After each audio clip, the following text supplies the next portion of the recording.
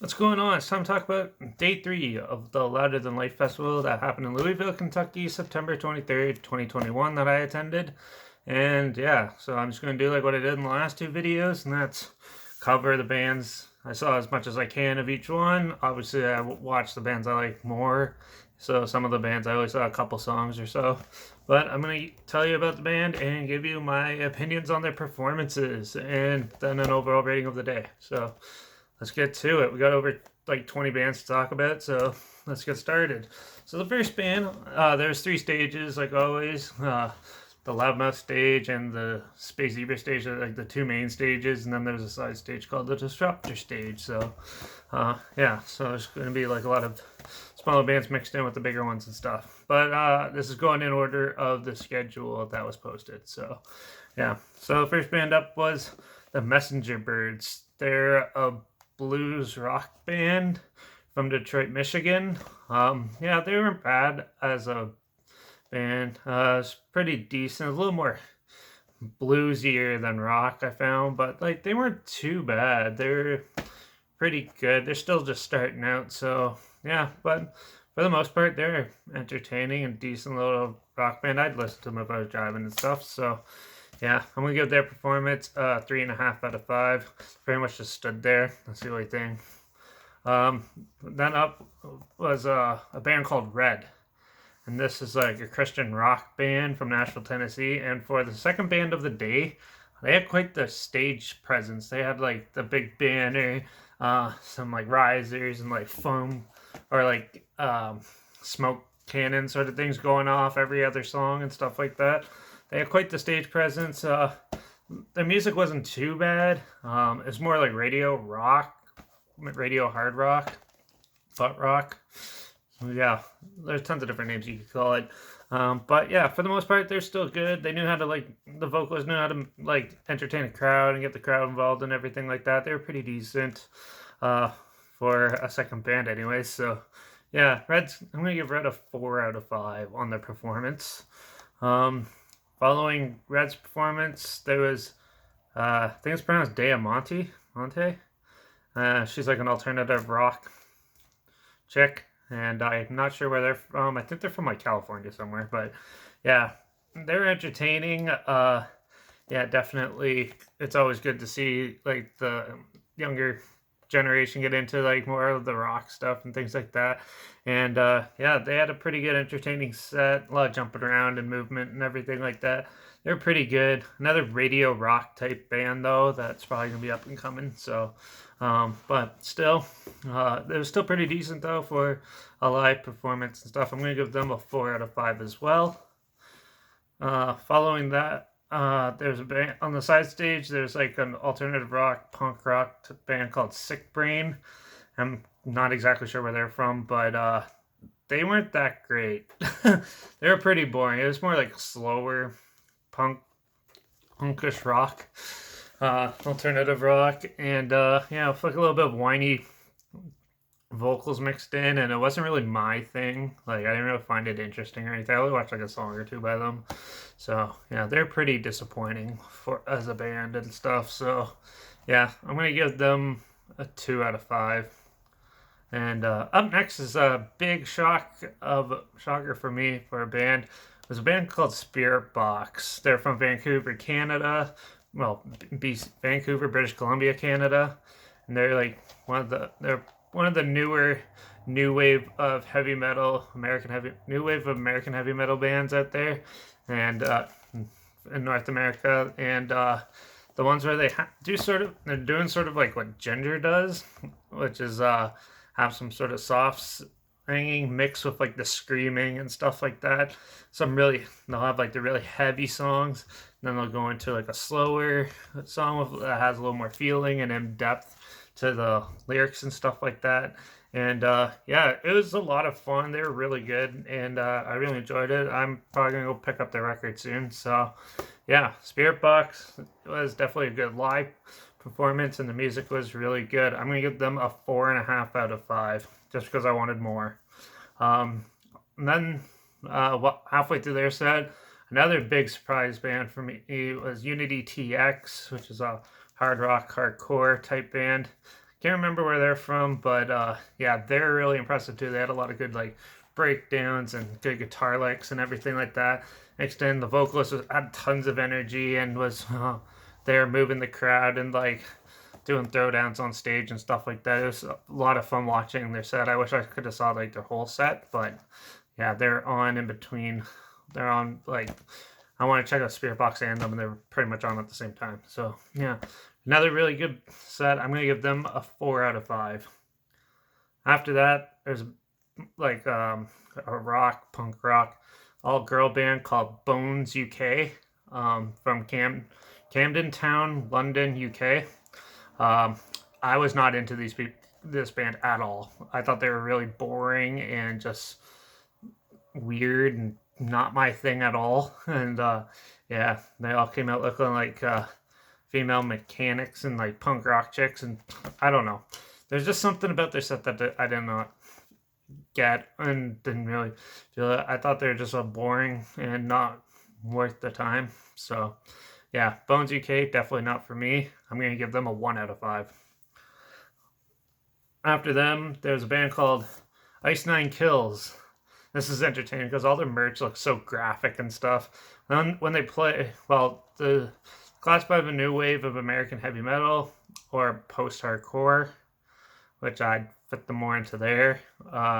And from Boston, Massachusetts. They have sort of like a shock rock sort of theme going. They have people like dressed up with like Killer Clown and like a shark and stuff like that. And like I've seen videos of them and that, but live they're sort of like falling in reverse. They're like mainly the post-hardcore stuff. It seems they have some pretty heavy breakdowns, sort of like as they're like dying and stuff. But then a lot of the choruses and stuff are like pop punk style choruses where it has like souling, a lot of melody into it and stuff like that, which is a hit and miss for me. Some of the songs are good, I kind of enjoyed, but half of them I kind of just didn't care and thought like they were all over the place. So yeah, Ice Nine Kills is getting a 3 out of 5 from me. It was still an entertaining performance, but I wouldn't go out of my way to go see them again or anything like that. Um, After them, there was another rapper on the bill, Dana Dentata. I think that's how you pronounce it. I'm not sure where she's from. She's one of those like part of the new wave of rap where some people call it like some form of metal, but it's not. And it's just like whiny rap, people just yelling and saying bitch in the mic a lot and stuff like that. That's all she did. She did have a unique like costume presence though. Like I liked like her stage like add up. She came out dressed like Art the Clown from Terrifier, and then like then for the rest of the set she's like in a head to toe bondage suit. But then like her lyrics had nothing. There's no creativity to it, and the beats are so generic and stuff. And it was just like her saying bitch over and over again for one of the songs pretty much and stuff, and it was really annoying. Yeah, so I wasn't a fan of that her set or anything. So yeah, Dana Dentata, whatever it is, gets a 1.5 out of 5. After that, there's Grandson. Grandson's a new modern hip hop artist mixed with a little bit of new metal. He's from They're from Inglewood, New Jersey, and they're sort of like Rage Against the Machine. I got a lot of Rage Against the Machine sort of vibes from them and stuff, and they're entertaining. They're all over the place, jumping around, had some entertaining lyrics and stuff, and I was pretty impressed with that. It's not like my favorite style of music or anything, but for the day, it was definitely a good pick up from like all the last like 4 boring bands and stuff. It felt really good to see a band with a lot of energy and some catchy choruses and stuff. And they're way heavier than I thought they were going to be live and stuff. So yeah, Ganson was a good set. But like Fever 333 the other day was definitely way better than them. But yeah, they were still pretty decent live, and I was pretty interested to check them out a little bit more, maybe in the future. So yeah, they're getting a 3.5 out of 5 from me. Then there was a band that I've seen like, this is like my 3rd time seeing them live, and that was Butcher Babies. They're like a groove metal band from Los Angeles, California. At least that's what I classify them as. Some people put them in death metal and things like that. That's 100% not them. But they have 2 female vocalists. and yeah, they have a good aggression and stuff style to it. They have some sort of like shock rock themes, and they like to play like games with the crowd, like red light, green light, which is entertaining. And then like they always encourage the circle pit. Half the time when I see them live, they're out in the pit anyways, too, and having fun. So it's always a fun set when they play. I'm not a huge fan of their music. Music sort of like just fits in with like the new wave of American heavy metal mold. And but yeah, it's still an entertaining time. It's too bad I only got to see like half their set because I really wanted to check out the band that I'm going to be talking about next. But yeah, Butcher Babies, still a fun time. Just needs to work on their sound a bit more. I know it's been a little while since they've been out, so yeah, it was still a decent time. So I'm going to give them a 3.5 out of 5. Next up was the metalcore post-hardcore. One of the originators, I consider them, is Atreyu. This is my third time seeing Atreyu live. They're from Yorba Linda, California, and this was interesting because their vocalist, I guess, left the band or just couldn't make it to the show. So the drummer, who originally did backing vocals, did all the lead vocalists, and they had another drummer on there. So it's kind of a little different style, and it was definitely interesting hearing the differences and stuff.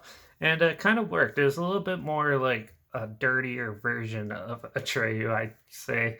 But still, they played their heart and soul out. It was great. A lot of fun. Crowd was crazy and stuff. It was definitely a good set. And played a lot of old school classics, not all the new stuff. And yeah, I enjoyed it. I thought Atreyu was pretty good. They're usually pretty good live anyway. So yeah, I'm just going to give them a 4 out of 5. After them was the Metalcore Titans, Askin Alexandria from Northern Yorkshire, UK. Yeah, so this is like my 5th. I think this is my 4th time seeing them. Yeah, some at Mayhem Fest. Yeah, saw them on their 1-2 at Chelsea Grin, and Upon a Burning Body and Blessed Fall. I don't know if you guys remember that. And then yeah, saw them at Heavy Montreal a couple years ago. But yeah, so their set, they had a lot of technical difficulties. The mic kept cutting out, so you couldn't hear what's his name singing and stuff. But yeah, but they played most of their newer stuff. Sadly, they played one song I actually knew, and that's when the technical problems were going off. So definitely wasn't their best set. Definitely, I've seen them play way better at other festivals and shows. This is probably the worst set I saw from them. So, yeah. But technical difficulties, it happens, and especially at festivals and stuff. So, yeah. Asking Alexandria, they're a pretty decent band. I kind of don't listen to it very often, though. But, yeah, they were okay for at Louder Than Life. So, I'm going to give them a 2.5 out of 5. After that, Code Orange is on the sides, playing the side stage. They're like a hardcore, almost metalcore style band from Pittsburgh, Pennsylvania. They also changed up their lineup a bit too. So the drummer also used to do vocals, and then yeah, they had like the band up front. But now they have another new drummer and keyboardist and stuff, and then the old drummer is just the lead vocalist. But yeah, they still have a lot of good hard-hitting songs. I'm not a fan of their like latest album, but they played quite a few of their older stuff, which is good throwdown material and stuff like that for all you hardcore kids. And definitely a lot of fun doing that. And yeah, they were actually pretty entertaining. So I'm going to give them a 4 out of 5. This is like my 4th time seeing them too. And yeah, they've always put on a good show. So definitely check them out if you haven't seen them. Then after that, Falling in Reverse hit one of the main stages. They're like a rock post-hardcore style band from Las Vegas, Nevada. They're the one with like the song Drugs and How to Kill a Monster or something like that with Corey Taylor guest vocals on one of those songs and stuff. Yeah, they're okay. To me, they're just a typical post-hardcore band. No defining real sound. They're kind of experimental with like rap and hip hop and the new metal resurgence going on, but definitely didn't do it as well. But yeah, some of their songs were okay and stuff like that. But they had your typical rock festival presence. Just pretty much stayed there, did their thing, and got off stage. So nothing too much to brag about by them. So I'm gonna give Falling in Reverse a 2.5 out of 5. Up. Then one of the main bands I wanted to see this on the Saturday was Suicidal Tendencies. They're a crossover punk metal band from Ganson, California, and they always bring a lot of energy, and it was so much fun rocking out with them and stuff like that. Too bad their set wasn't long. They only had like a half hour, 45 minutes to do it, but oh boy, it was such a fun time rocking out to that. This is my third time seeing them live, and yeah, this one and the last time I saw them live, it was so much energy, so fun, and a lot of good stuff. The only thing is the vocalist likes to talk a lot, so it kind of takes away, because they only played like 5 songs where they could have probably fit in like 7 or 8. But yeah, other than that, it was a lot of fun doing rocking out to that, and a lot of good pits and throwdowns going on and stuff like that during their set. So that was one of the best sets of the day. And yeah, so I'm going to give them a 4 out of 5. And then while they were playing, another good band was on one of the main stages, and that's Full Beat, which is a hard rock band from Copenhagen, Denmark. And this is my third time seeing them live. Oh, you got to see their that last half of their set, because Suicidal Tendencies was playing the same time.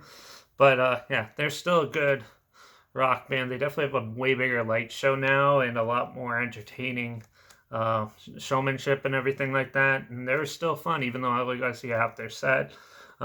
Definitely one of the better hard rock bands out there. They're more of the like closer radio rock that I listen to than the majority of the other ones that I mentioned previously. So they're still a good band, and I enjoy them. So yeah, Volbeat, I'm gonna give them probably like a 3.5 for their performance and everything. Just wish I saw the whole set. It probably would have been higher. Then we get to the last 2 big bands of the night, and the first one was Machine Gun Kelly. He's like a rap rock dude from Chicago, Illinois. Now this is entertaining. So, right. So about like either earlier in the day or the day before is when Machine Gun Kelly started calling out Slipknot, and he was playing a hard rock metal festival, and so yeah, when he came out. This is the first time I've ever been to like a festival or a show where like I guess you could call it the co-headlining spot band got booed like hard. Like everyone was booing, and like massive Slipknot chants going on during his set, and he did like a lot of covers, and he tried to do his rap stuff, and it was just all over the place and incoherent and just a mess. And I absolutely was not into it at all. Or counting down the minutes so the final band Disturbed can come on. And yeah, but like I've never heard a crowd boo a artist like that of that magnitude so much, and how aggressive like the fans we all were and stuff like that was just, it was crazy. But he did take it like a trooper, though. I gotta say that. Yeah. But he came on 10 minutes late, and I think he left 10 minutes early because we're all booing him and stuff like that. Some people seem to be into it more and stuff like that, but that was 100% not my thing. This is actually my second time seeing him, where he did way better when he played Rocklahoma in like 2018 or whatever. But this one was terrible. Not that good at all. So Machine Gun Kelly, just a 1 out of 5. Really disappointing, and it mainly just did covers, played a couple of his old not so good punk rock tunes, and then tried to do some new songs that no one cared about.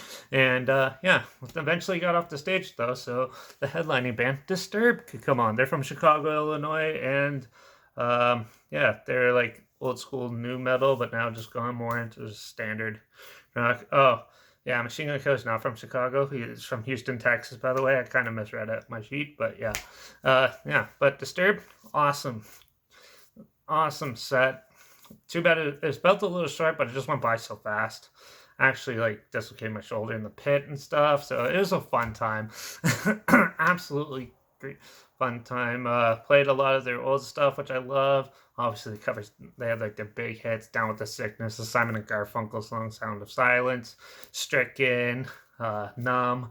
They covered all that. All of us, the whole the whole crowd was crazy. A lot of good fun crowd surfing going on and everything. And it was just a great way to close off the night after seeing such a train wreck of Machine Gun Kelly and stuff. Definitely another fun filled day at Louder Than Life. The third day was definitely one of the more entertaining days for different reasons than normal, but yeah, it was still a great time. I had so much fun that day. Discovered some sick new bands to check out, and also see a lot of my favorites. So definitely a great time. So overall, the whole day I'm gonna give for day 3 of Louder Than Life, I'm going to give a 4.5 out of 5. It was another great day.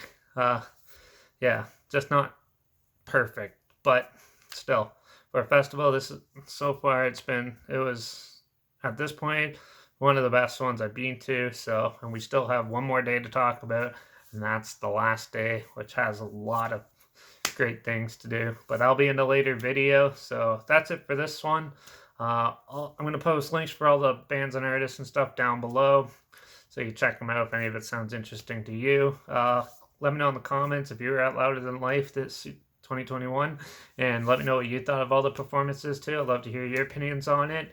And yeah, so let me know if there's any other cool festivals or shows or bands I should check out, and in the comments down below. And I guess I'll see you all in the next review, which will be the last day. So yep, that's it for now. So I guess I'll see you all in the next video. Rock on.